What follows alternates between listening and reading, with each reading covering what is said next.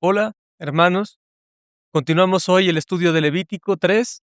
En medio del capítulo y para finalizarlo, me gustaría enfatizar puntos clave del capítulo 3 que habla mucho sobre la paz del Señor.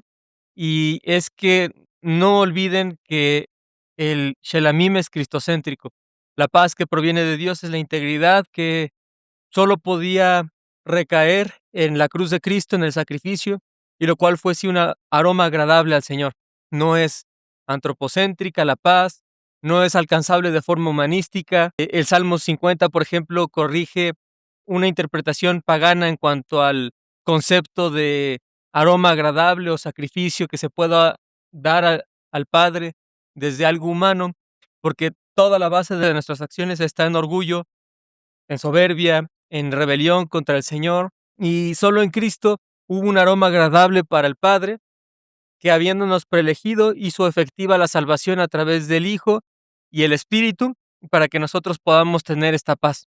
Continuamos leyendo el capítulo en el versículo 6, que va justo después de es ofrenda ígnea de olor que apacigua a Jehová, y dice la palabra de Dios en Biblia textual 4: si su ofrenda para el sacrificio de ofrendas de paz a Jehová es del rebaño, otra opción, aparte de la que ya habíamos analizado en otra sesión, lo presentará sin defecto, sea macho o hembra.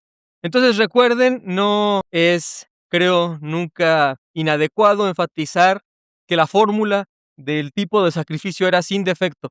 Esta es una segunda opción. Vean ustedes cómo la primera opción era de la vacada, la segunda opción es un sacrificio de ofrendas de paz del rebaño y tiene que ser sin defecto. La fórmula vuelve a ser sin defecto.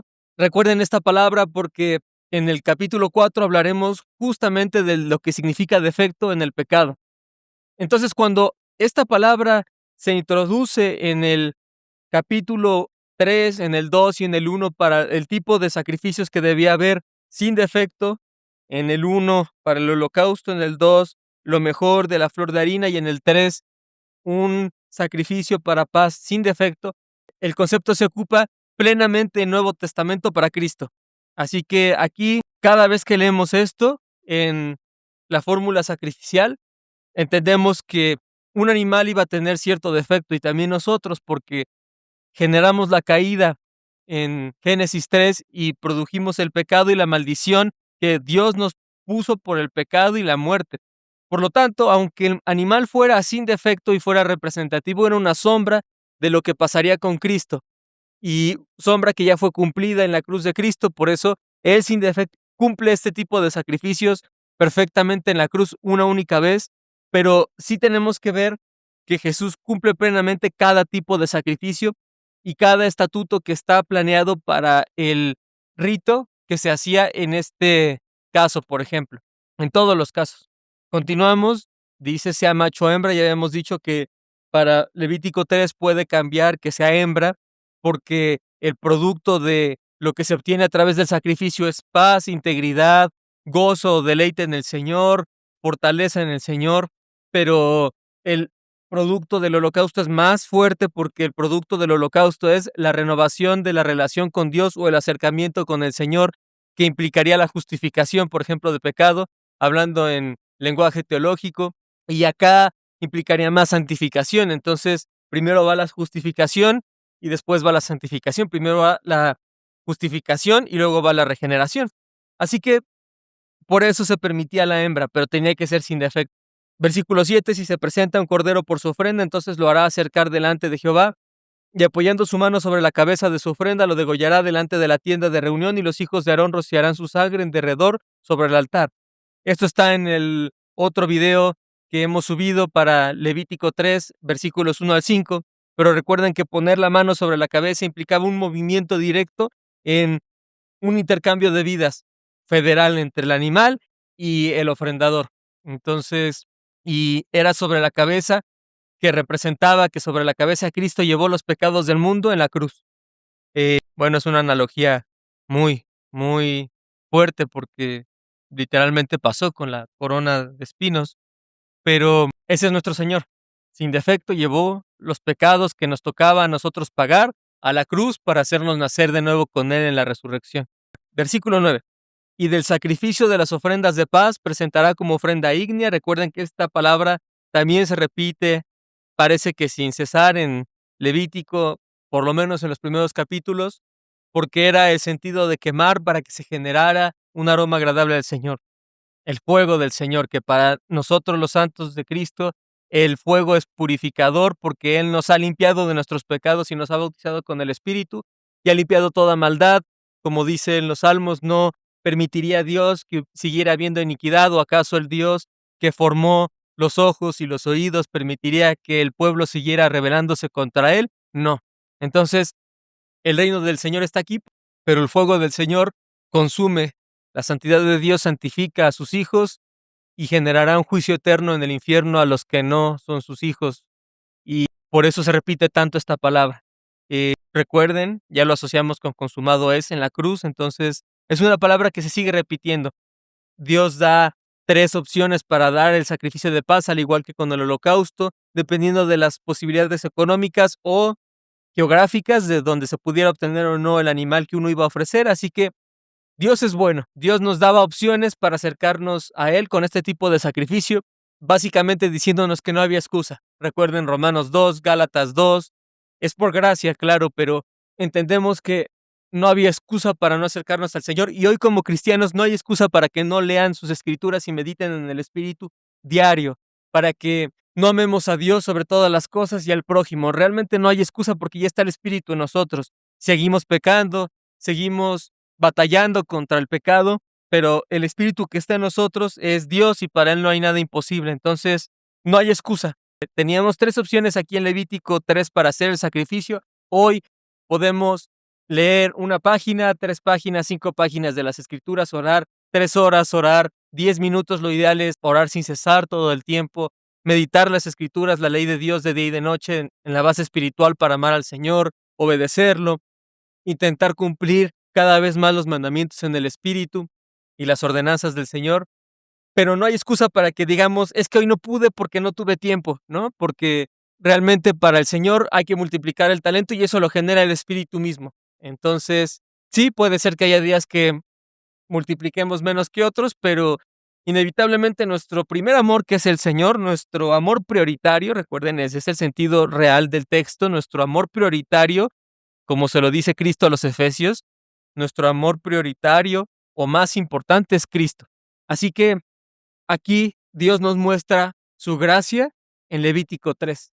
Había opciones, pero de que había que darle un sacrificio al Señor para estar íntegramente con Él en paz, por amor tenía que hacerse. Esa era la base del sacrificio, la obediencia por amor a Jehová para tratarlo como santo. Recuerden el lema del libro, es ser santo como Dios es santo.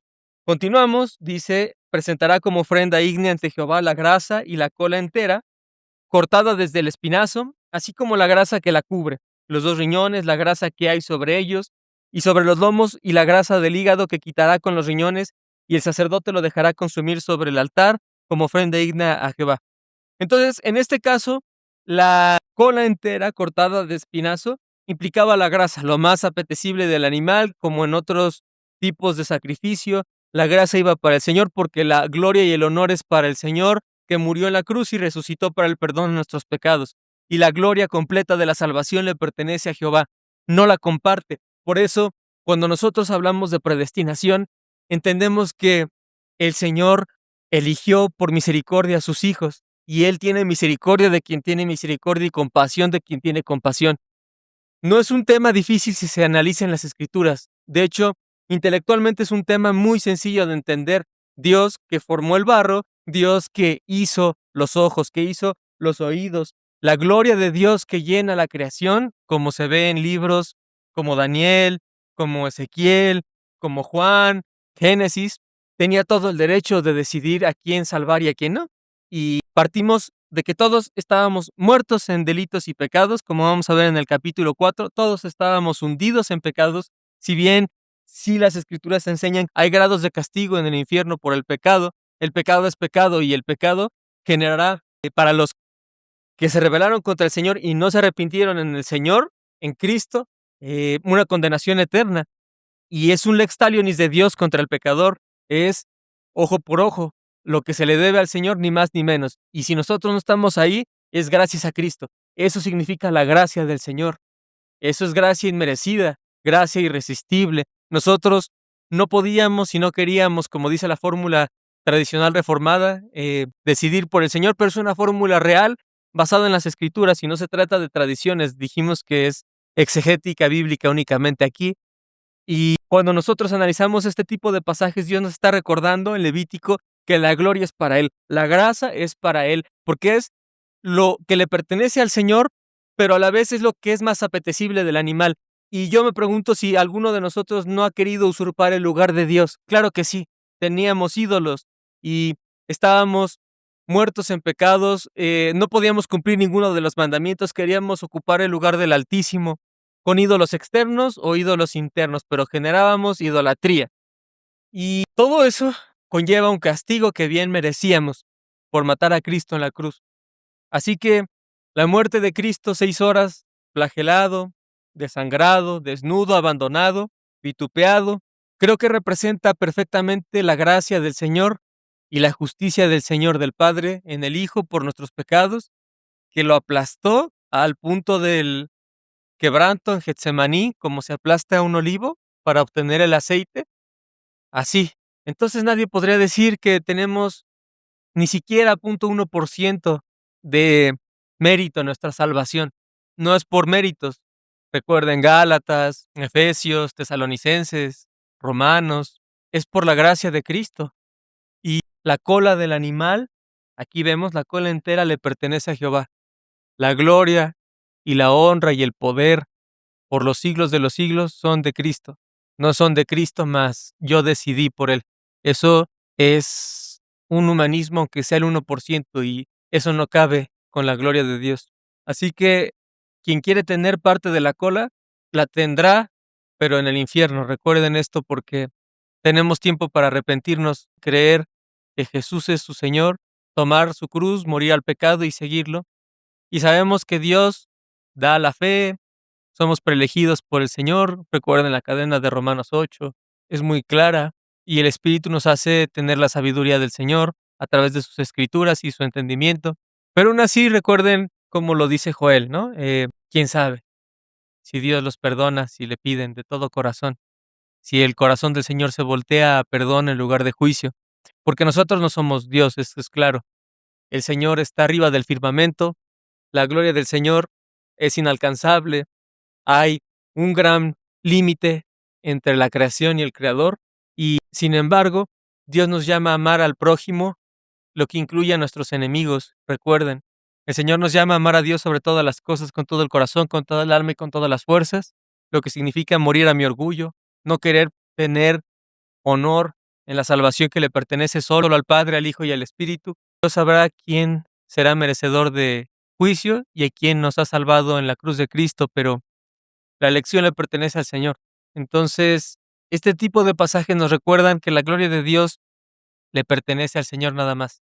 Si no, pasó lo que pasó en Génesis 3, pasó lo que pasó en Babel, y en cada reino que ha querido usurpar el poder y la gloria del Señor, incluyéndonos a nosotros mismos como humanos. Éramos esclavos del pecado, no se nos debe olvidar, como dice Pablo, para que nadie crea que por sus méritos ha sido salvo y se jacte de ello. Entonces, la grasa le pertenece al Señor. Los 2 riñones, la grasa que hay sobre ellos y sobre los lomos y la grasa del hígado, te quitará con los riñones. Estos detalles del hígado, por ejemplo, no solo es que las vísceras representaban las emociones, sino que también el hígado se ha hablado cuando se analiza históricamente que era entregado en cierto tipo de rituales, ¿no? En otras culturas que no eran el pueblo del Señor. Y tiende a decirse que por eso el Señor no permitía que se ocupara, por ejemplo, el hígado para otras cosas, ¿no? Sino que se le quemaba todo al Señor y ascendía como un aroma ígneo. Pero más allá de eso, lo que es importante es que la grasa es lo más selecto del animal, que le pertenecía al Señor, que los riñones y el hígado eran las emociones profundas, eso sí representaba más literalmente en el hebraísmo, que eran los pensamientos, la conciencia. Podemos citar Salmos 16, Jeremías 11, Lamentaciones 2. Entonces, mis pensamientos íntimos le pertenecen al Señor y nos recuerda amar al Señor con todo el corazón, con toda el alma y con todas las fuerzas. Vean cómo a través de estos capítulos aparentemente parecen externos únicamente, pero nos recuerdan las bondades de la ley moral del Señor. Y no es ley moral solo en los 10 mandamientos, recuerden eso, porque la Biblia no nos enseña que solo hay 10 mandamientos morales. Todos los mandamientos del Señor tienen un sustrato moral, hasta los que ustedes podrían creer que no, como veremos después en la ley de los animales prohibidos o la ley de purificación por enfermedades de la piel o las leyes de purificación después del parto. Nos enseñan moral de Dios y es algo increíble porque es una palabra viva, es el verbo que estaba en el principio. Entonces, el el Verbo enseña la moral con la que Él desea que le adoremos. Y estos sacrificios nos recordaban precisamente la bondad del Señor y los mandamientos que el Señor nos había dado por estatuto, y sobre todo para amarle, sobre todo, y al prójimo. Entonces, más allá de compararlo con una interpretación de evitar el sentido pagano del uso del hígado, es recordar que las emociones le pertenecen al Señor. Puedo entenderlo desde la cultura helenística, como el concepto en medicina clásica antigua de los humores y de los tipos de personas o personalidad, y coléricos, flemáticos. Creo que se ha tenido ese tipo de analogías en el pasado de las emociones. Todavía lo decimos hoy acá en México a alguien muy bilioso, a lo mejor es alguien que es muy enojón, por ejemplo, o que actúa mucho con impulsividad o agresividad. Entonces, podría parecer algo similar al entendimiento hebraico de que en las vísceras estaban las emociones, pero no es que se haya tomado uno del otro o qué postura provino antes. Recuerden que en este contexto es más la literatura de Mesopotamia, pero es más en que Dios va actualizando el lenguaje en las escrituras, en el canon, lo vemos progresivamente, para que el pueblo entendiera a Dios y a su gloria de la forma en la que veían al mundo, y que a través del Espíritu viéramos el mundo como Dios quiere que lo veamos para la gloria de Dios. Entonces, Dios es tan bueno que, por ejemplo, hoy nos hubiera hablado, a lo mejor con términos tecnológicos para que le entendiéramos y lo adoráramos, eh, ya que Dios es tan misericordioso con nosotros, tan lleno de gracia. Y no es el sentido opuesto de que nosotros lo intentamos entender desde nuestro conocimiento físico limitado en nuestra época y en nuestro contexto, sino que Dios es tan bueno que su revelación especial que proviene desde arriba, como dice Deuteronomio, provino desde el Señor directamente, no tuvimos que ir por ella a una montaña o al cielo, por ejemplo, sino que Él nos la dio. Nos habla de la bondad y de la grandeza del Señor en términos que Él mismo nos enseña y que conforme ha pasado el tiempo los ha ido actualizando. Por eso, con libros como Ezequiel, con libros como Esther, por ejemplo, en el contexto del exilio, se habla mucho en términos babilónicos o de la literatura de Babilonia. En el contexto de Pablo, se habla mucho de términos helenísticos, y de esa forma Dios permite que la gente conozca al Señor, tanto el judío como el gentil, que a quien Dios ha preelegido y a quien ha justificado, por lo tanto, y a quien ha hecho nacer de nuevo y a quien ha santificado y glorificará, nos permite conocer al Señor como Él quiere ser conocido, y es tan bueno que se acerca a nosotros. Y no solo eso, estuvo con nosotros y está con nosotros en el Espíritu. Así que, en cuanto a la grasa del hígado, representa esto, las emociones, recuerden, lo visceral, que mi alma y mi mente le pertenecen al Señor. Y continuando en el versículo 12, dice: "Y si su ofrenda es un chivo", la tercera opción, "lo hará acercar ante Jehová", es la misma fórmula, "y apoyando su mano sobre la cabeza, lo degollará delante de la tienda de reunión. Después los hijos de Aarón rociarán su sangre en derredor sobre el altar, y lo presentarán digno ante Jehová. La grasa que cubre las entrañas, y toda la grasa que hay sobre las entrañas, los 2 riñones con la grasa que hay sobre ellos y sobre los lomos, y la grasa del hígado que quitará con los riñones, y el sacerdote los dejará consumir sobre el altar, sacrificio ígneo de olor que apacigua". Recuerden esta fórmula: sacrificio ígneo que se quema, que asciende como aroma agradable al Señor, de olor que apacigua. ¿Y por qué es agradable? Porque tras haber hecho todo este proceso en obediencia, con un animal sin defecto, el Señor se vería contentado porque se le está obedeciendo por amor y nos está enseñando el primer mandamiento y nos está enseñando los primeros 4 del decálogo y nos está enseñando a respetarlo y a ser santos como Él es santo. Entonces, es algo increíble que el Señor nos enseñe esto a través de sus escrituras. Pero vean esto, es lo que más me intriga en la actualidad como cristianos, porque, disculpen ustedes, porque aquí dice muy claro unas palabras que nos botamos, como si Dios hubiera cambiado de parecer en Nuevo Testamento, como si el Dios del Nuevo Testamento fuera distinto al del Antiguo Testamento, y simplemente las borramos. Y nunca jamás Jesús dice que se borraran. Creo que es un error de interpretación al aislar las escrituras, quizás de muchos de nosotros cuando éramos más inmaduros, en leer solo lo que nos gusta y nos conviene del Nuevo Testamento y enfatizar mucho nuestra enseñanza y crecimiento en las cartas paulinas, cuando las cartas paulinas tienen un gran sustrato en Antiguo Testamento, en profetas como Isaías, Joel, Miqueas, básicamente todos los profetas menores, mayores, y los libros históricos y, por supuesto, la ley, son la base de las enseñanzas de Pedro, Pablo, Juan, Santiago, Judas.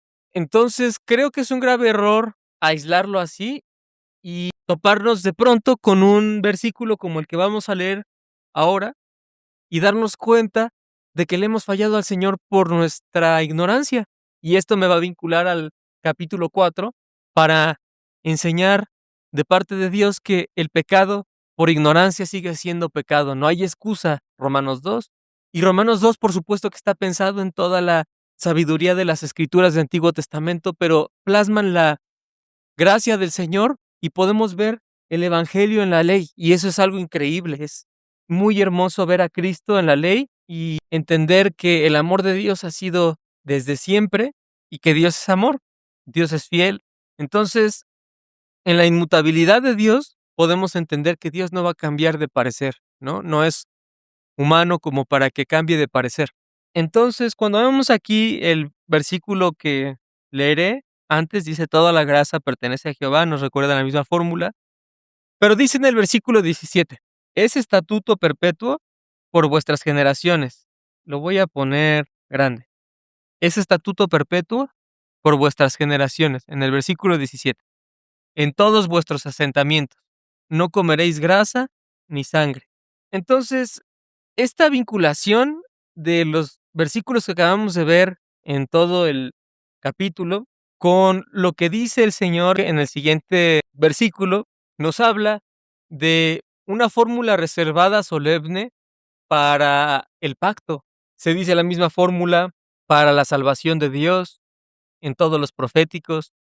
Se dice la misma fórmula en Revelación. Entonces, tenemos entendido y creemos que la salvación no se pierde en nosotros los hijos de Dios, porque no nos pertenece, la salvación provino del Señor, pero también su justicia es perpetua, ¿no? Entonces, cuando nosotros vemos un versículo así, es estatuto perpetuo por vuestras generaciones, de pronto ya no somos cristianos, ¿no? Somos cristianos para la salvación en Cristo, pero para obedecer al Señor ya no somos cristianos.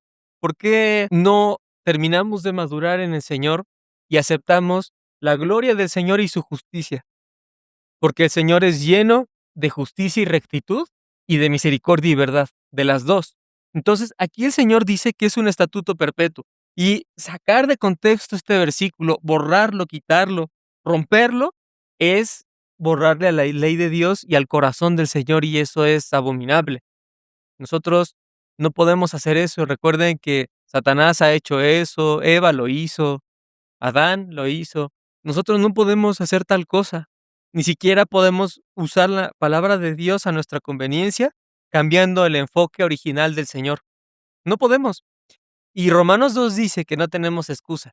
Nadie tiene excusa. Todos los que hemos y no hemos tenido contacto con la revelación especial, por lo menos está la revelación general. Y en la revelación general, Dios ha mostrado su gloria y su justicia como para que cualquiera que no se haya arrepentido y adorado al único Dios de la creación, sea condenado. Y es el mismo concepto de la ley, que si es una oferta del Señor para bendición o maldición, dependiendo de nuestra obediencia o desobediencia, pero Recuerden el cántico de Moisés en Deuteronomio 32. Dios ya sabía que íbamos a fallarle, porque somos malos, porque éramos orgullosos, estábamos muertos en pecado. Así que, sabiendo eso, Dios también ya sabía que iba a venir, a nacer, haciéndose hombre, padecer, morir, resucitar, ascender y ser glorificado en el caso del Hijo, para hacer efectiva la salvación del Padre y para que ésta tuviera vida en el Espíritu, bautizándonos con su Espíritu, el Señor. Entonces, es un estatuto perpetuo. Si su salvación es perpetua, de ustedes que me escuchan, también la ley del Señor es perpetua. Claro, no tenemos que hacer este sacrificio en lo externo ya, porque eso sería pisar la cruz de Cristo. Eso sería decir que el sacrificio de 6 horas en una cruz horrible del Señor no valió. Eso no debe ser. Eso es legalismo y eso está mal. Eso es no apreciar la cruz de Cristo. Pero cuando nosotros borramos estos pasajes por hacer nuestra propia ley, eso se llama antinomianismo, antinomismo, como ustedes lo conozcan más en la traducción. Y así como el ateísmo, recuerden que no hay un ateísmo real, aunque sí hay uno teórico, no hay uno práctico, porque aquel que no cree en un Dios, como dice David, pues realmente está probando que cree en sí mismo, ¿no? Lo podríamos llamar autolatría fácilmente. Y aquel que no cree que debe hacer la ley de Dios está siguiendo su propia ley. Entonces nadie tiene excusa. Todos sabemos que debemos obedecer al Creador y quien no lo quiere hacer es porque no quiere, no porque no sepa el bien y el mal. ¿O acaso no todos tomamos el mismo fruto del conocimiento del bien y del mal desobedeciendo al Señor? Sí lo hicimos. Entonces todos sabemos lo que está bien y mal a los ojos del Señor y lo torcemos. Y al hacernos esclavos del pecado, no podíamos ni queríamos salir del pecado hasta que Cristo fue por nosotros, las ovejas perdidas, murió por nosotros, resucitó y nosotros con Él, y nos hizo criaturas nuevas, obedientes para el Señor. Entonces solo un verdadero hijo de Dios va a entender que estos estatutos son perpetuos para el Señor, en obediencia, por amor a Cristo. ¿Cómo se hacen? Orando al Espíritu para que nos enseñe. Hoy hemos hablado de la gracia del Señor, del amor, de no tomar la gloria de Dios en la grasa, sino que, hablando espiritualmente, darle toda acción de gracias y bendición al Señor por nuestra salvación, dejar de pretender en orgullo que nosotros tuvimos un 1% en la salvación, llámenle ustedes méritos o llámenle ustedes decidir por Cristo, eso es antibíblico. Y por eso le enoja tanto a la gente que se hable de predestinación, porque hablar de predestinación implica darle la gloria 100% al Señor y 0% a mí. Y eso es intolerable para los hijos del pecado, porque los hijos del pecado y los demonios quieren la gloria del Señor, ponerse a la altura del Altísimo. Repasen Isaías. Isaías no aplica solo a Satanás, aplica a todo hijo del pecado que se quiere poner a la altura del Altísimo. Y la caída es grande, a un abismo conocido como infierno. Entonces, si están escuchando este mensaje, no es muy tarde para arrepentirse porque siguen viviendo hoy. Sabemos que el Espíritu da la convicción del pecado solo cuando Cristo murió por nosotros y el Padre nos preeligió. Pero recuerden Joel, recuerden Hechos 2, Dios podría cambiar su decisión si ustedes lo buscan de todo corazón. Pero entonces, háganlo.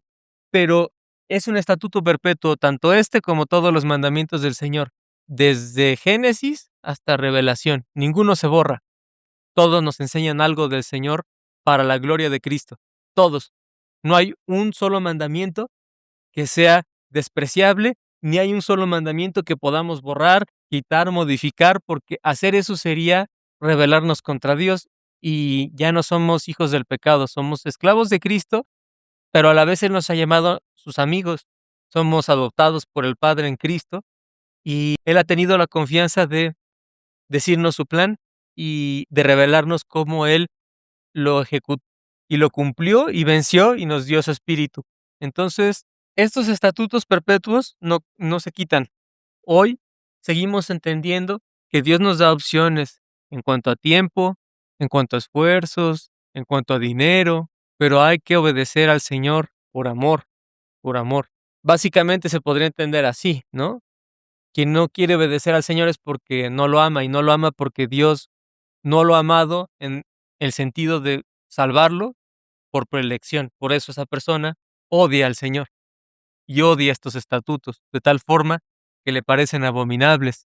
Pero eso es pecado y es un pecado severo, es rebelión completa contra Dios. Así que este versículo es trascendental para entender que la ley de Dios no se borra. Algunos autores dicen que a Pablo le faltó el término legalismo en Romanos.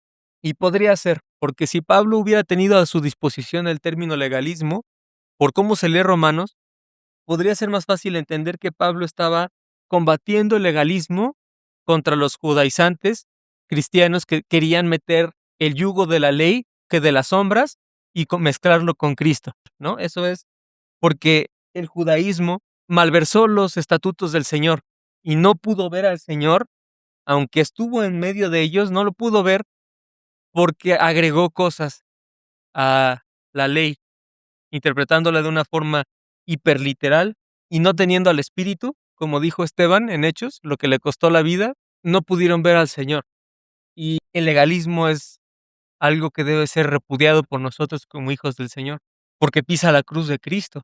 Pero el problema es que nosotros estábamos en un contexto gentil. En la mayoría de sus casos y de nosotros, como lo hemos visto en nuestras vidas, acá en Occidente, no éramos judaizantes del siglo I, éramos más occidentales del siglo XXI.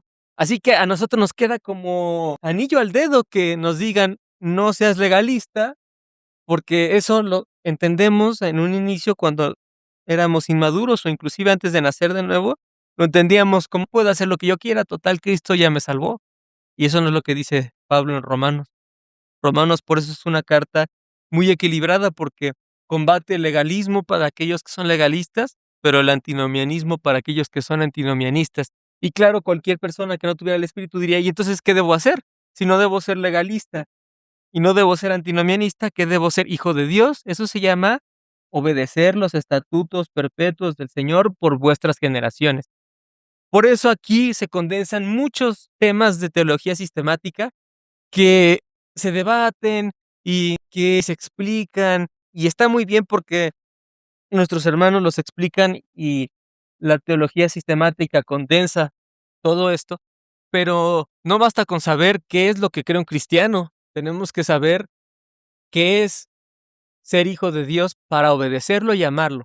Porque saber que un cristiano cree en predestinación, que un cristiano cree en teología de un solo pacto, que un cristiano cree en Trinidad, que un cristiano cree en sola gracia, que somos salvos por la gracia del Señor y que Él nos ha llevado a tener fe para creer en Él y no perdernos, que la suficiencia de las Escrituras es total.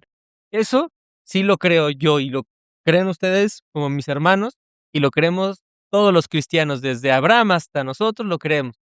Creemos que somos parte del pacto con Abraham, hijos del Padre en Cristo, porque somos miembros de un pueblo por una sola fe, como dice Pablo, ¿cierto? Una fe, un espíritu. Pero ¿por qué en el versículo 17 de Levítico 3 hay personas que ya no creen que pertenecen al pueblo de Dios cuando dice que estos estatutos son perpetuos por vuestras generaciones? ¿Por qué hay personas que leen esto y dicen: "Sí, la salvación es perpetua para mí, pero la obediencia era para Israel"? Entonces no son hijos de Dios. Entonces solo son hijos de Dios cuando conviene la salvación, pero cuando hay que obedecer al Señor por amor, ya no son pueblo del Señor y ellos solitos se cortan, porque nunca pertenecieron. La buena nueva es que pueden buscar al Señor orándole y arrepintiéndose, si es que Dios lo permite y si es que son hijos de Dios. Dios lo verá como un aroma agradable en Cristo. Pero como cristianos, que sí lo creemos, esto es muy fuerte, porque esto nos habla de nuestra vida como cristianos para la gloria del Señor. Somos esclavos de Cristo. Estamos llamados a adorar al Señor en obediencia, por amor y al prójimo. Entonces, es un estatuto perpetuo. No podemos cortar mandamientos. Yo creo que ya es suficiente en nuestra época actual de que se enseñe que solo hay 10 mandamientos. Eso fue un pensamiento de Calvino, y si bien yo podría decir que soy calvinista en todas las olas y en todo el pensamiento calvinista, Calvino no era calvinista, Calvino era cristiano. Y sí, sí soy calvinista en ese sentido, de la salvación y de la predestinación, y en todas las solas, pero tenemos que entender que Calvino no es Dios, ni tampoco era un apóstol. y no está en el canon. Institutos de la religión cristiana no está en el canon. Entonces, una división artificial, creo yo, para estudio de la ley en su sección moral, ceremonial y civil, está bien para el que apenas toma leche espiritual en el sentido de Pablo, pero está mal para el que toma alimento sólido, porque ¿quién define qué mandato es ceremonial, qué mandato es civil y qué mandato es moral? Este mandato que estamos leyendo hoy es un mandato del Señor, Levítico 3, porque dice cuándo hagan sacrificio, no dice si hace sacrificio, no es una recomendación de Dios, es un mandato. Así como meditar la ley del Señor, Dios no dice yo te recomiendo meditarla, Él dice medítala de día y de noche, ponle tu puerta, tráela contigo en tu frente, de ahí se sacó lo de traerla, ¿no? En los rollitos. Enséñala a tus hijos de generación en generación, que se les repitiera el canto de Moisés en Deuteronomio 32, para que vieran que no había excusa de que el Señor avisó que por desobediencia pasaría todo lo que pasó en Jueces, en Samuel, en Reyes, en Crónicas, en los profetas. Entonces, Dios no dice yo te recomiendo leer, Dios dice medita estos estatutos, ordenanzas de día y de noche. Cuando nosotros no leemos las escrituras diario y no oramos diario, no solo es que nuestra relación con Dios vaya en decremento o se apague un poco la llama del Espíritu, no, es desobediencia directa contra Dios y es rebelión, porque es un mandato de Dios. Entonces, este mandato, Levítico 3, es perpetuo, como aquí dice, y también es perpetuo que diga que no comeréis grasa ni sangre, porque la grasa representa lo más apetecible del animal y representa la salvación y representa la gloria de la salvación que le pertenece solo a Cristo, y la sangre representa vida, el cuerpo y la sangre de Cristo. Ahora, esto es muy importante porque en la cena del Señor debió haber parecido imposible que Cristo les ofreciera el cuerpo y la sangre si en Levítico 3 él decía que no se comiera grasa ni sangre. ¿Cómo era posible que el Señor ofreciera la sangre? Sobre todo la sangre. El cuerpo era parte de los sacrificios, como ya hemos visto. Holocausto no, solo le pertenecía a Dios, pero Dios ya permitía compartir con él, por ejemplo, acá en ofrenda de paz, parte de con los hijos de Aarón, y era inconcebible para alguien en ese entonces pensar que Dios te pidiera beber su sangre, porque aquí está prohibido. ¿Qué pasó? La sombra se convirtió en luz y Dios no quería que tomáramos la sangre de animales que representa vida, porque finalmente era la matanza de un animal y en Génesis no había muerte. Quien trajo la muerte fue nosotros, porque nosotros pecamos contra Dios y Dios nos maldijo con la muerte. Entonces, que matáramos un animal para que Dios nos perdonara o estuviera en paz con nosotros y nos diera su paz, o nos acercara a sí mismo, implicaba muerte y por lo tanto, ¿qué quiere decir? Que había pecado en todo el proceso. Entonces, a pesar de que el animal era sin defecto y era un aroma agradable al Señor, el proceso no era el que Dios hubiera querido. El proceso que Dios quería era que viviéramos con Él en obediencia en Edén, que pero lo arruinamos rebelándonos contra Él. Entonces Dios da en su misericordia estos sacrificios para enseñarnos que por nuestros medios iba a ser imposible obtener la paz del Señor, el perdón del Señor y la salvación del Señor, porque aún así estos sacrificios estaban manchados y tomar la sangre del animal hubiera representado básicamente asesinato, ¿no? Porque era vida por vida y pusimos la cabeza sobre el animal. Y si aparte yo me comía la sangre, entonces ya no hubo intercambio federal entre ofrendador y ofrenda.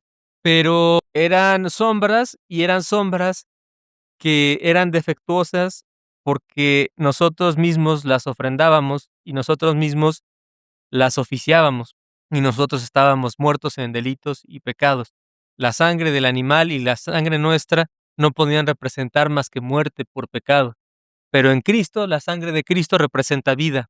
Así que un animal que muriera en Levítico 3, su sangre era muerte.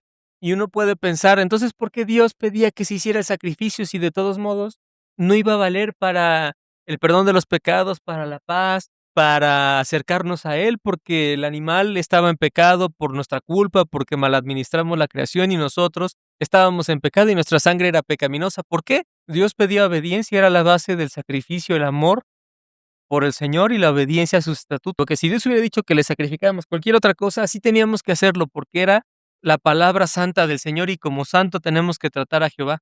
Pero cuando lo hacemos, resulta que tenemos cierto orgullo en nuestro corazón, cierta idea de que obtenemos méritos, que Dios nos empieza a deber. El pueblo, pues, sincretista. En Ezequiel, Dios, por ejemplo, lleva en una de las visiones a Ezequiel a ver cómo 70 ancianos dentro del templo y un sacerdote que parecía famoso en esa época. Cada uno tiene un incensario enfrente de un ídolo distinto adentro del templo de Jerusalén, y en el altar de Jerusalén está un usurpador y lo están adorando. Eso es una abominación, que los mismos que aparentaban ser hijos de Dios idolatraran en lo secreto. Eso es una rebelión, pero nosotros éramos culpables del mismo pecado. ¿O quién de nosotros no había preferido amarnos a nosotros mismos antes que al Señor? Todos nosotros. Nadie fue capaz de tirar la piedra sobre la mujer. En Juan 8, un capítulo que, por cierto, muchos, creo yo, erran en quitar, porque no somos el editor en jefe de las Escrituras, el Espíritu sí. Y justo ese capítulo nos enseña que todos estábamos hundidos en pecado y que no seamos hipócritas, pero que Jesús es. Y como Él es vida. Así que su sangre sí nos da vida. Y entendemos que cuando Él nos dice, toma, esta es mi sangre que será derramada por el perdón de los pecados, hagan esto en conmemoración mía, está diciendo que su sangre es la única y verdadera vida que fue pagada por nuestra vida para que ya no muriéramos, sino que resucitáramos conjuntamente con Él. Eso es lo que Cristo nos está ofreciendo. Su sangre es vida y es la única vida que se puede obtener en toda la creación. Él es la única verdad y el único camino. Entonces, Él le da el sentido real al sacrificio, pero tenemos que entender que hubo un punto en el que Dios prohibía tomar la sangre, porque hubiera representado tener un producto que tenía mezclas de nuestro pecado en todo el sacrificio. Lo importante entonces no era el sacrificio como tal, sino la obediencia que estaba de base en lo espiritual, entendiendo espiritual como Espíritu Santo en el sacrificio. Eso era lo importante, que se hiciera con amor, por obediencia para el Señor, que si Dios me dijo que lo hiciera, lo voy a hacer con todos los estatutos que Él me dijo en Levítico 3, porque yo amo al Señor y quiero respetarlo y quiero darle dignidad, porque Él merece toda la dignidad y honra, porque Él es Jehová.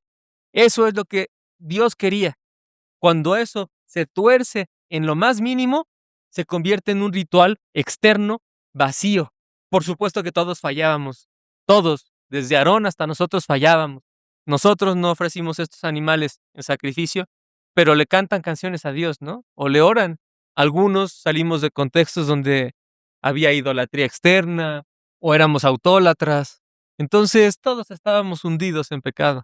Dios iba a aceptar esos sacrificios de ninguna manera, porque Dios solo recibe lo santo.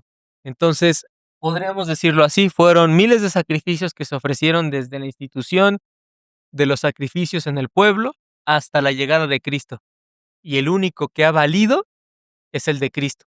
Y después, nuestros cánticos, nuestras oraciones, nuestros sentimientos bonitos a Dios, cerrando los ojos, todos esos también entran en este tipo de rituales que son externos. ¿Y cuál es el único sacrificio que sí ha valido para apaciguar al Padre como aroma grato, producto ígneo? La cruz de Cristo, tanto en el presente como en el futuro y en el pasado. Llámense animales, llámense canciones, llámense oraciones, ofrendas, todo lo que le damos a Dios tiene cierto grado de contaminación, porque somos humanos y todavía tenemos estragos del pecado como hijos de Dios. Romanos 7 lo dice. Amamos la ley de Dios, pero todavía nos encontramos pecando. Ya no amamos el pecado, corremos a Dios a pedirle perdón, pero todavía pecamos. Pero Cristo nunca pecó, como dice Pedro. Él nunca contestó mal por mal. Él amaba a sus enemigos. Así que ese es el corazón de nuestro Señor. Es un corazón que se entristece cuando se le ofende en rebelión, pero a la vez es justo el Señor, y su santa ira y justa será un día vertida sobre los hijos del pecado en el infierno para un suplicio eterno y crujir de dientes, y un suplicio justo que también nos tocaba a nosotros, pero si estamos aquí con la plenitud de la creencia de la salvación por fe en la gracia de Cristo, es porque Cristo nos ha salvado. Recuerden, la fe es por el oír y el oír por la palabra de Dios, y la palabra de Dios es el verbo, Cristo, y el oír lo ha permitido el Espíritu, así que en espíritu y en verdad de eso se trata las Escrituras, de adorar al Padre en el cumplimiento de la salvación en Cristo por la guía que nos da el Espíritu Santo, siendo los tres un solo Dios, pero tres personas, ¿no? Y pues bueno, concluyendo esto y entrando al capítulo 4, nadie estaba libre de pecado, todos éramos culpables. Y me gustaría leer solo los primeros versículos del capítulo 4 y enlazarlo con el estudio bíblico de la palabra ignorancia, y con eso, pues, concluir el día de hoy. Entonces, cuando vemos el capítulo 4, nos dice el Señor: "Y Jehová habló a Moisés diciendo", nuevamente la fórmula de Levítico: "Habla a los hijos de Israel y diles", a nosotros, somos un solo pueblo, ¿verdad? Israel, iglesia, un solo pueblo, nuestros hermanos son David, David es cristiano y nosotros somos judíos, porque judío es aquel que fue circuncidado su corazón por el Espíritu Santo, y que ahora ama al Señor y se deleita en sus estatutos y ordenanzas, en Jehová, el Dios verdadero, el Dios de Abraham, Isaac y Jacob, el Dios viviente, el Dios de los ejércitos celestiales, no la idea pagana de Dios que se ha vendido al mundo, degradando la ley del Señor.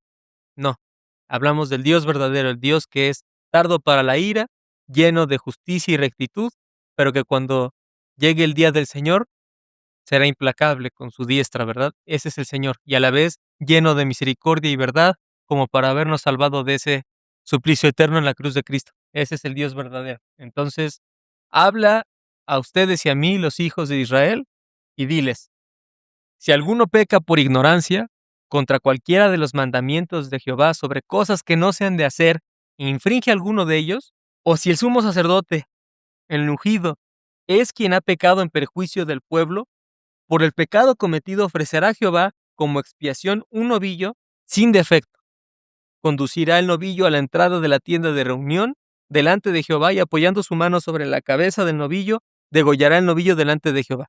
Vemos aquí una fórmula muy similar a lo que acabamos de analizar en Levítico 3 y en el Holocausto, pero aquí es importante ir ya analizando en conjunto detalles que usualmente se chispan, pero que si los vamos compactando con lo que hemos visto, en el espíritu podemos amar al Señor con mayor sabiduría y entendimiento. Amén. Entonces, y Jehová habló a Moisés diciendo, es la misma fórmula del Valligra que se ve en Levítico 1. Quiere decir, esto no se lo inventó Moisés, ni Calvino, esto proviene del Señor Santo, que lo dijo Dios. Habló Jehová a Moisés, el mensaje vino de arriba a abajo, de arriba del firmamento a abajo, de arriba del sol a abajo. Y estoy hablando así de libros proféticos y de Eclesiastés. Entonces es una palabra que se tiene que escuchar, y todos escucharán la palabra del Señor. A algunos les agradará y a otros no, pero se escuchará la palabra de Dios porque Él es el creador, ¿verdad? Ya dijimos, habla a los hijos de Israel. Y esto es importante, es una condición. Sí, peca por ignorancia. ¿Saben? Nosotros tendemos a pensar en nuestra cultura occidental que si no se nos informa algo, nosotros no somos responsables, y nos excusamos mucho en el yo no sabía, nadie me dijo, nadie me informó, no me invitaron a la junta, no me llegó el memorándum. Bueno, a lo mejor en otra época, ¿verdad? Hoy sería, no me llegó el mensaje o la llamada o el, yo qué sé, como ustedes lo quieran llamar más en su contexto, pero nos excusamos mucho en la ignorancia, y aquí Dios dice que la ignorancia es pecado. Nadie tiene excusa.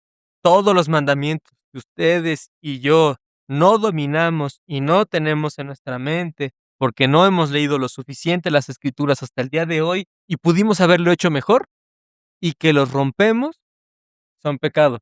Por lo tanto, todas las culturas que no tenían la revelación especial del Señor tenían la revelación general, la creación, los cuerpos celestes, y todos podían saber, y todos pudieron saber y conocieron que existe un solo Dios, creador del cielo y de la tierra, pero no decidieron adorarlo, decidieron adorar ídolos, y con ello han traído condenación para sí mismos. Eso es lo que dice Romanos 2 y Levítico 4. Pecamos por ignorancia. La cuestión aquí es que tenemos cierto sentido de la ley, efectivamente, en el corazón, hechos por Dios, y más aún habiendo tomado el fruto en Génesis, tenemos conocimiento del bien y del mal. Nadie puede hacerse el tonto para decir que no sabía que estaba mal adulterar, fornicar, mentir, robar, asesinar, no darle tiempo a Dios, tener ídolos. Nadie puede decir que estaba mal cualquier pecado, porque lo sabíamos y aún así lo hicimos. Y por eso la ignorancia es pecado contra Dios y pecado que necesitaba un sacrificio. No era un pecado que fuera leve, conectado con Levítico 1, 2 y 3. Justo ahí viene el pecado por ignorancia y el sacrificio que le toca al pecado por ignorancia. Sobre la base del holocausto, sí, de la ofrenda de paz, pero implicaba su propio sacrificio, el pecado, y el pago del pecado con un sacrificio. Entonces, la ignorancia es algo que nosotros tenemos que combatir diariamente leyendo las Escrituras en el Espíritu Santo para dejar la necedad y abrazar la sabiduría del Señor para adorarlo, no para hacernos más sabios nosotros, sino para saber cómo adorar al Señor, como Él nos ha indicado, y amar al prójimo. Entonces, el necio justamente es una persona ignorante o rebelde. Las Escrituras hablan del necio como alguien que desobedece al Señor o está en contra del Señor. No necesariamente es alguien terco, es alguien que ignora o que desobedece al Señor y no lo quiere escuchar. Ese es el necio. Por eso se le contrasta con el sabio, porque el sabio es alguien que escucha la palabra de Dios y la obedece para la gloria del Señor. Pero ¿quién podía escuchar de nosotros la palabra de Dios? Nadie, estábamos muertos en pecados, solo aquellos a quien Dios ha preelegido para abrirles los oídos. Y eso es lo que pasa, por ejemplo, al final del Evangelio, con los apóstoles, cuando Jesús los bautiza con el Espíritu. No fue cuestión de intelecto, estuvieron 3 años con él, no fue cuestión de convencimiento, humanamente hablando, fue cuando Jesús los bautizó con su Espíritu que ellos creyeron. Y eso fue antes de Pentecostés, una semana antes. Ya va a ser en semanas que la fecha concordante con la ascensión de Cristo y el Pentecostés. Sin ser legalistas, ¿eh?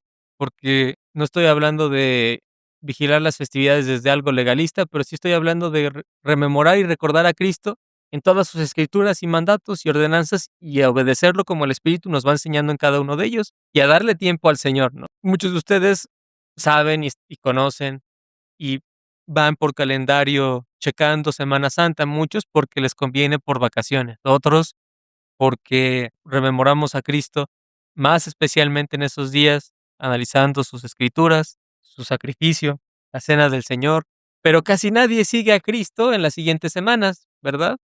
Y ya casi llega la fecha que coincidiría con la ascensión de Cristo y con Pentecostés. Y hablando precisamente de eso, ahora que lo recordé por lo del Espíritu y el bautismo, Jesús bautiza a sus discípulos y ellos entienden la palabra de Dios, así como a Pablo. Irónicamente queda ciego en el sistema visual de sensopercepción, pero por primera vez ve camino a Damasco porque Cristo le abrió los ojos y lo bautizó con su Espíritu. Y ahí vemos el cambio, ¿no? De Pablo como fariseo usaba la ley para matar. Pablo, como cristiano, usa la ley para obedecer al Señor. Y eso fue porque el Espíritu le abrió los ojos gracias a que Cristo lo bautizó y murió por él y el Padre lo preeligió, así como con nosotros. Entonces, nosotros sabemos que la ignorancia es pecado y lo tomamos así y nos avergüenza nuestra ignorancia ante el Señor cuando el Espíritu nos ha convencido del pecado. Y eso es cuando Cristo nos ha lavado con su sangre, cuando el Padre nos había preelegido antes de todos los tiempos para que nadie se gloriara por méritos y por su santa voluntad, por su santa, soberana voluntad para su beneplácito. Y hoy me voy a centrar ya para finalizar en la ignorancia. Entonces lo que yo quiero mostrarles es que no está bien no dominar las escrituras, no está bien llamarle a Dios Diosito, no está bien, no está bien ser unicitarios, no está bien creer en el modalismo, no está bien creer en las herejías que atentaban contra la deidad completa de Cristo o contra la humanidad de Cristo después de la encarnación. No, no está bien. No está bien borrar las escrituras. Hay solo un camino a Dios y es Jesús mismo. Y ese camino implica tomar nuestra cruz y seguirlo, lo que implica morir al orgullo. Y para morir al orgullo quiere decir que tengo que aceptar que yo estaba mal y que estaba muerto en mis delitos y pecados, que yo no podía ni quería obedecer al Señor, pero que aún así Él es tan bueno y lleno de amor y compasión y misericordia que me salvó porque Él quiso. Y eso lo hace un Dios misericordioso. Partimos de que todos estábamos mal. Nadie merecía ser rescatado por Cristo. Por eso, cuando el Señor decide salvar a la oveja número 100 y dejar a las 99, el Señor no fue injusto con las 99 por ir por la 100. El Señor fue misericordioso con las 100 porque las 100 merecían quedarse en el desierto. Pero cuando va por la 100 y la salva y deja a las 99 en el desierto a sufrir en un suplicio eterno, en un infierno, las 100 recibió misericordia de Dios y las 99 juicio, porque las 100 merecíamos el infierno. Y eso hace a Dios justo y eso hace a Dios misericordioso. Y ese es nuestro Dios. Entonces, cuando hablamos de la palabra defecto, esto me ayuda a vincularlo con lo que hemos estado viendo de los animales sin defecto. Quiero que vean por qué es tan importante que Dios diga que es sin defecto y por qué hablar de esto es hablar de Cristo, más que de un animal directamente que no tuviera defecto externo. Todos hemos tenido defectos espirituales porque estábamos muertos en pecado, incluyendo la creación que nosotros administrábamos para el Señor. Cuando Dios habla sin defecto, estamos viendo desde Levítico que nadie podía, porque si meditamos, el animal que ofrecíamos también tenía defectos porque había muerte en el reino animal porque nosotros metimos el pecado y aún así, al poner la mano sobre el animal, ya estaba mal porque nosotros contaminamos los animales, la tierra, con nuestro pecado y literalmente con contaminación, ¿no? Pero Cristo no tenía defecto, Cristo no pecó, Cristo es Dios y que hoy es totalmente hombre y Él es el único que no ha tenido defecto, perfecto en obediencia con el Señor. Entonces, defecto implica esta palabra, mum, meum, balal, momos, palabra utilizada con frecuencia para significar dolencias físicas como enfermedades en la piel, lo veremos en Levítico 21, 22, 24, aludía a defectos espirituales o morales en segunda de Pedro, y a Cristo se lo llamó Cordero sin mancha en Hebreos 9:14 y primera de Pedro 1, para que no crean que solo Hebreos habla del significado pleno de las escrituras de Levítico en Cristo. También Pedro nos enseña de eso, ¿no? Y es un ejemplo a ser imitado por sus seguidores en Efesios 5:27. Entonces, el único sin defecto y sin mancha ha sido Cristo. Por eso estos eran sombras, pero Dios es la plenitud y la verdad que hizo la luz sobre las sombras. Y la base siempre fue el amor y obediencia. Hoy sigue siendo el amor y obediencia al Señor, guiados por el Espíritu. Cuando nosotros ahora analizamos la palabra ignorancia, que ya es del capítulo 4, vean cómo en la Biblia de las Américas, en 29 versículos, que vamos a sacar libros como Hechos, Romanos, Corintios, Efesios, Timoteo, Hebreos, Pedro, las cartas de Juan. Vean cómo la palabra se ocupa siempre para algo muy similar. No es permitido ignorarlos en cuanto a Deuteronomio. Dice, así harás con su asno y así mismo harás con su vestido en el 22:3. Lo mismo harás con cualquier cosa perdida que tu hermano haya perdido y que tú halles, no te es permitido ignorarlos, es decir, no es permitido decir, encontré al asno de alguien, pero no, no voy a ayudar a esa persona, ¿no? Recuerden la parábola de Cristo, la del samaritano. Entonces, Jesús está diciendo, estaban rompiendo la ley en cuanto a misericordia, justicia y rectitud, y estaban legalizando en cuanto a colar el mosquito, y ese es un error que puede pasarnos, pero tampoco debemos confundirlo con hacer lo que se nos antoje en la carne y querer los beneficios de la salvación de Cristo. Entonces, vean cómo también dice, oh pueblo insensato e ignorante, en Deuteronomio 32, es el cántico que precisamente hablábamos. Así pagáis al Señor, oh pueblo insensato e ignorante. No es Él tu Padre que te compró, Él te hizo y te estableció. Traduzcámoslo hoy, siendo pueblo del Señor. Así le pagan a Cristo, oh pueblo insensato e ignorante. No es Él, tu Padre, hablando ya del Padre que te compró, Él te hizo y te estableció. ¿Acaso deberemos pagarle a Cristo que murió por nosotros de una forma horrible en la cruz, desobedeciéndolo, desobedeciéndolo en sus escrituras peor que cuando éramos hijos del pecado, y borrando sus mandamientos y decretos y ordenanzas, borrando el no contaminarnos con el pecado, que es lo que nos enseñan los animales en la ley prohibidos, borrando el darle tiempo al Señor, que es lo que nos enseña a vigilar las festividades y el sábado, borrando el purificarnos pidiéndole perdón al Señor y confesando pecados al Señor y a nuestro prójimo, que es lo que nos enseñan las leyes de purificación. ¿Deberemos acaso pagarle así a Cristo, pecando más para que sobreabunde la gracia? De ninguna manera, ¿no? Vean cómo la Escritura no se contradice. El Dios de Antiguo Testamento es el mismo de Nuevo Testamento y es el mismo hoy y por siempre. Entonces, pero bueno, vean cómo Proverbios también nos lo menciona, hablando de sabiduría. No es bueno mostrar preferencia por el impío para ignorar al justo en el juicio. Esdras nos dice, y tú, Esdras, conforme a la sabiduría de tu Dios que posees, nombra magistrados y jueces para juzgar a todo el pueblo que está en la provincia más allá del río, a todos los que conocen las leyes de tu Dios, y a cualquiera que las ignore le enseñarás.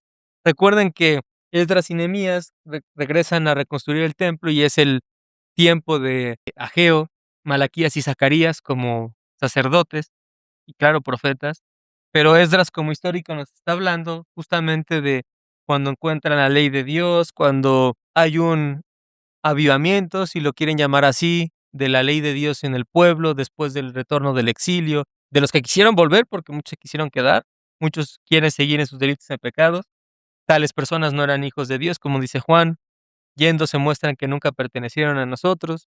Pero hablando de Esdras, vean cómo en Esdras Dios es muy duro, ¿no? Dice, y tú, Esdras, conforme a la sabiduría de tu Dios que posees, sabiduría de Dios para amar a Dios, nombra magistrados y jueces para juzgar a todo el pueblo que está en la provincia más allá del río, a todos los que conocen las leyes de tu Dios. Entonces, tanto conociéndolas como no conociéndolas iba a haber juicio, porque vean como dice, y a cualquiera que las ignore, le enseñarás. Entonces no había excusa. Hoy tenemos las escrituras. Tendríamos que pensar en un lugar muy distante geográficamente hablando, sobre todo en el contexto actual de la globalización, para que alguien no tenga disponibilidad de escrituras. Y aquí el Señor es muy claro. Si conoces la ley y no las obedeces, va a haber juicio. Y si no las conoces, te las van a enseñar. Y si las niegas o no las quieres obedecer, va a haber juicio. Y aun si no las conocieras, tú ves que sale el sol y la luna, que la hormiga sigue un orden. Tú ves que hay muerte en el reino animal y con nosotros como humanos. Tú ves que hay ciclos en la naturaleza. Ves que hay causa-efecto. Ves que hay amor y odio en el ser humano. Ves que hay injusticia. Sabes que hay un solo Dios, creador del cielo y de la tierra. Si no lo quieres obedecer es porque eres rebelde contra el Señor. Es lo que dice Esdras.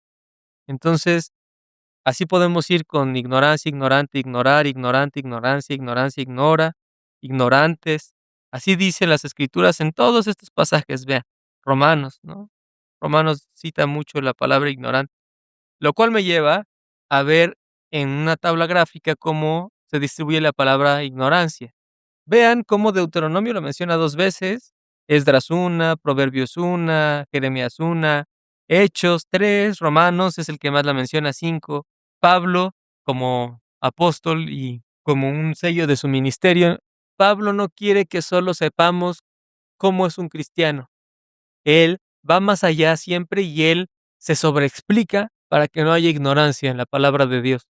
Y creo que por eso Romanos tiene una gran cantidad de veces la palabra ignorancia con respecto a los demás libros. Vean también a las cartas de Pedro, como si lo sumamos, claro, primera y segunda de Pedro, tienen el mismo número de veces la palabra ignorancia que Romanos, porque Pedro, al igual que Pablo, como nuestros hermanos en Cristo y apóstoles, quiere que el pueblo no crezca ignorante, el pueblo de Dios. Y ese es el Espíritu Santo en acción, que nos hace rocas en el templo que es Cristo. Y en el templo de Cristo no hay ignorancia, sino sabiduría, porque Él es el Verbo. Entonces vean, sin embargo, es una palabra que no aparece tantas veces como otras que sí aparecen en las Escrituras.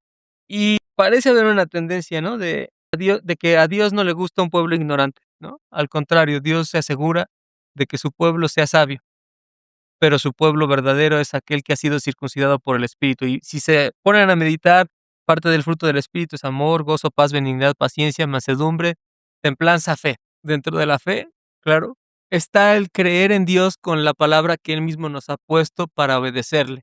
Por eso no es una fe ciega, al contrario, es una fe con pruebas irrefutables de que el Señor es el creador de los cielos y de la tierra, y de que todos deberíamos postrarnos y adorarlo por siempre. Y eso es lo que va a pasar al final de los días, recuerden. Toda lengua confesará que Jesús es el Señor, pero algunos lo confesarán en el infierno y otros que lo confesaremos en el reino de Dios, en la nueva creación, porque no hay excusa. Todos sabemos que Jehová es el Señor y ya está, ¿no? Entonces, Dios no tiene un pueblo ignorante, al contrario, Dios quiere que aprendamos de sus escrituras con el Espíritu y Él mismo nos las enseña y nos tolera nuestros pecados diario y nos perdona y nos enseña a orarle al Padre y a seguir a Cristo y a obedecerle al Espíritu para amor en obras de amor. Por eso Santiago dice fe y obras. Muéstrame tus obras y yo te hablaré de tu fe, ¿no? Como consecuencia, no como causa. Pues bueno, eso es todo hoy. Espero que les haya sido de bendición este mensaje.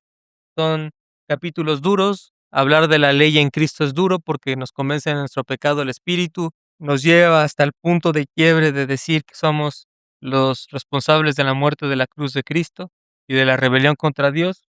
Y por eso, aquí se le perdona mucho, mucho ama al Señor, ¿verdad? Entonces, ánimo, oren al Señor, lean sus escrituras diario, busquen en el Espíritu toda plenitud y gozo en el Señor, amor, paz, benignidad, paciencia, pídanle perdón al Señor por sus pecados diario, pídanle que los quite de la tentación y sobre todo démosle gloria al Señor, pues es lo que Él merece y lo que Él se dará por los siglos. Cuídense mucho y que la paz de nuestro Señor Jesucristo sea con ustedes.